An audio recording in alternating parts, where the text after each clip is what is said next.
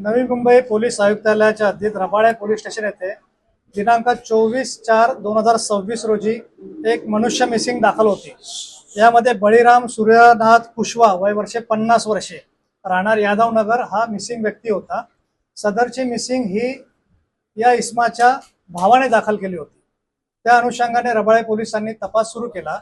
तपासामध्ये असं दिसून आले की ही मिसिंग जी आहे व्यक्ती ती ऍक्च्युली 9 ऑगस्ट 2025 पासूनच मिसिंग आहे आणि त्यामध्ये तिच्या पत्नीने अद्याप मिसिंग दाखल केली नव्हती आणि ही मिसिंग भावाने दाखल केलेली आहे।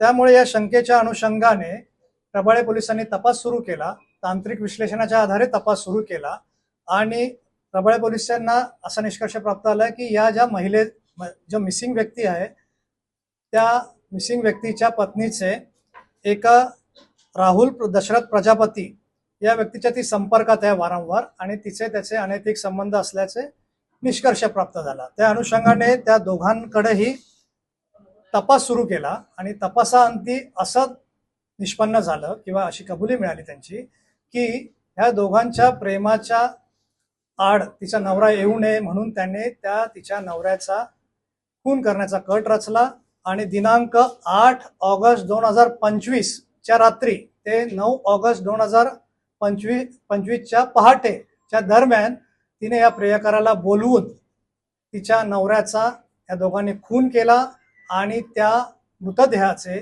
3 तुकडे करून त्या दोघांनी एका विशिष्ट ठिकाणी ते फेकून दिले आणि अशी बाब निष्पन्न झाल्यावरून रबाळे पोलिसांनी दिनांक 10 जुलै 2026 रोजी या प्रकरणी खुनाचा गुन्हा दाखल झाला। तो CR नंबर 263/2026 भारतीय न्याय संहिता 103(1), 238 व 3(5) अन्वये रजिस्टर झाला आणि आता या गुन्ह्याचा तपास रबाळे पोलीस पुढे करत आहेत। आरोपी यांना दिनांक 10 जुलै 2026 रोजी अरेस्ट करण्यात आलेले आहे आणि ते दोघही आरोपी सध्या पोलीस कोठडीत आहे। रबाळे पोलीस त्यांच्याकडे अधिकचा तपास करत आहे आणि अधिकचे पुरावे प्राप्त करीत आहेत। ऍक्च्युअली तपास चालू आहे। तपासाधीन काही बाबी असल्यामुळे याबाबत काही डिस्क्लोज करता येत नाही। या प्रकरणी हत्या झालेली आहे आणि ती आता ह्या प्रकरणी अजून आरोपी कस्टडीत असल्यामुळे त्यांच्याकडे ह्या सर्व बाबींचा उलगडा करण्याचे आणि पुरावा प्राप्त करण्याचं काम चालू आहे। तर या प्रकरणी सर्व पुरावे प्राप्त झाल्यावर मग ते डिस्क्लोज दिलेली आहे।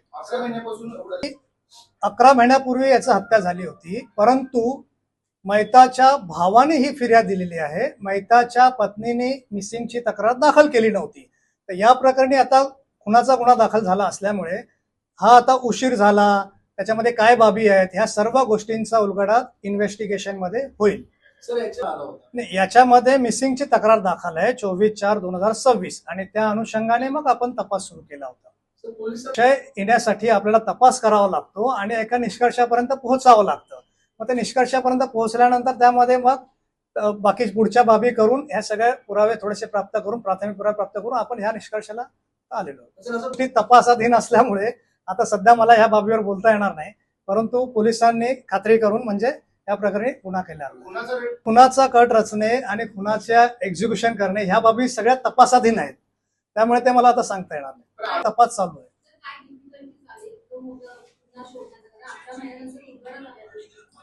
यामध्ये मुळातच तक्रार 24/4/26 ला मिसिंग दाखल झाली आणि त्यानुसार आपण सगळ्या तपास सुरू केला। तांत्रिक विश्लेषण असेल, साक्षीदारांकडे घटनास्थळावर साक्षीदारांकडे विचारपूस, हे सगळं करत करत करत आपण फायनल कन्क्लुजनवर आल्यावर आणि कबुली मिळाल्यावर आपण तो गुन्हा दाखल केलेला भाग असल्यामुळे आपण त्याबाबत तपास चालू आहे। सर, 2 आरोपी मी तुम्हाला तेच सांगतोय की हे सगळे इन्व्हेस्टिगेशन मध्ये चालू असल्यामुळे इन्व्हेस्टिगेशनच्या बाबी मला आता डिस्क्लोज करता येणार नाही। हे पण आपण पुरावे नष्ट करण्याचे कलम लावलेले आहेत। आता त्यानुसार पुरावे गोळा करायचे काम आहे ना, हे आपलं चालू आहे। एकंदरीत तपास पूर्ण तपासाधीन आहे आणि लवकरच आपण यामध्ये जास्त पुरावे गोळा करू। मैताला ती बायको आहे जी आरोपी आहे आणि त्यांना 2 मुले आहेत। घटनेच्या दिवशी ही मुलं देखील त्या बाईच्या बहिणीकडे म्हणजे मावशीकडे गेल्याचे तपासात दिसून आलेले आहे। तो रिक्षा चालक आहे तोच राहुल दशरथ प्रजापती म्हणून आरोपी क्रमांक 2 आहे। त्याला आपण अटक केलेली आहे आणि तो सध्या पोलीस कोठडीत आहे. अधिकचा तपास चालू आहे. आहेत ज्या तपासाधीन आहेत आणि या सगळ्या ह्या गोष्टीचा तपास सुरू आहे. आपल्याला प्रेस नोट दिलेली आहे.